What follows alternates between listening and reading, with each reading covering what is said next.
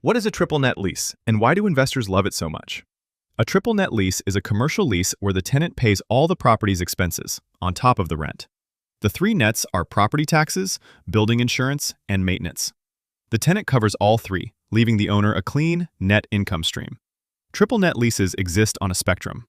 In an absolute triple net lease, the tenant pays for absolutely everything, even the roof and the structure. Investors love them because the income is predictable. The landlord's job is minimal, often just collecting the rent. Lease terms are long, usually 10 to 25 years, and they come with built-in rent increases over time. Common tenants include fast food, pharmacies, dollar stores, auto parts shops, and banks. It's a deep market with over $40 billion in deals every year.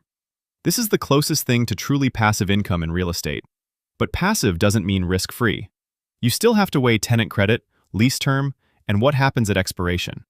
That's why triple net is a popular entry point for first-time investors, often single-tenant deals in the $1 to $3 million range.